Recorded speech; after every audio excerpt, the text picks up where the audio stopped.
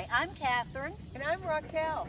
and we are from the Traveling Teachers on Tuesday, and we have found another gem of a place to go that we had no idea. We got up this morning, we had no idea that we would be here in front of these beautiful murals at the Civil War Trail in, where are we? Winchester? Clark County. Clark County, okay. Yeah. And we're down on the Kentucky River, and we're just up the road from Halls on the river. And our adventure started today at Halls, where we were going to take a walking tour, but that's closed off and will be open in the future. And they're not sure how they're going to be working that, but there's some really neat paths and some trails. But right now we're at another trail down the road, and this is just a mural of the Native Americans that were here in the 1700s. Around 1796, in fact on July 14th, Daniel Boone's daughter, Jemima, was out canoeing with the Callaway sisters.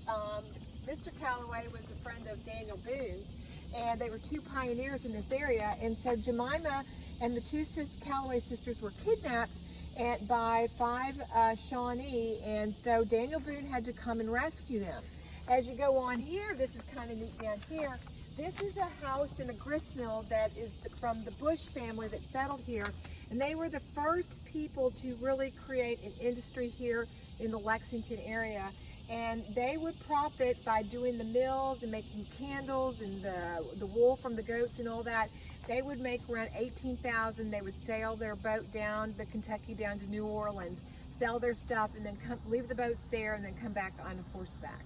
So kind of neat. And then as you go down, here's a church. Not sure which church this is, but I bet we'll learn something about it. And as you go on, this mural goes on to what's happening at the latest right here in this area.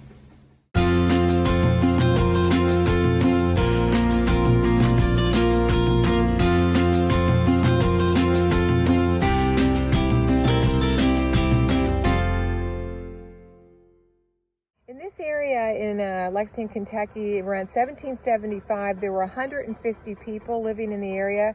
By 1790, there was over 73,000. 11,000 of those residents were black, and only 114 of them were free. Almost all these settlers lived in the bluegrass or on its edges. The face of Kentucky was changed forever in those years. Behind Hall's Restaurant here is a place called Lower Howard's Creek. And on Lower Howard's Creek in the mid-1700s, a family lived there. Their last name was Bush. And they are like the first settlement, the first people who had an industry that was very profitable.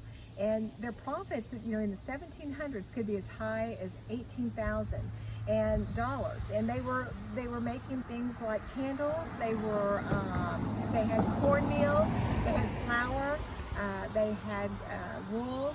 And they would put this all on a boat that they would make, and then they would go from the Kentucky River on down into New Orleans, where they would sell all their supplies that they had collected for the year, plus they would also sell the boat. And then they would head home by horseback, and very rich and then ready to gear up for another year. But this place is pretty special for that. The paths here and the trails are all closed. There's been a lot of damage. I was probably one of those people why they closed it, but because I was able to hike and see the Bush House 3 years ago, 2 years ago, but right now you can't go see it. But hopefully someday we'll be able to access it again. Yeah, they're redoing the trail.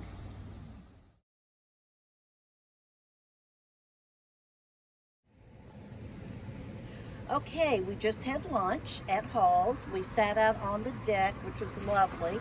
Had a picture of the river. Saw a big fish. I had the catfish sandwich as well as Francis. And what did you have? I had the pork quesadillas, and they were recommended, so I ordered them. They were delicious. Yes, we made a new friend down here, and she is the one that told her to get the pork.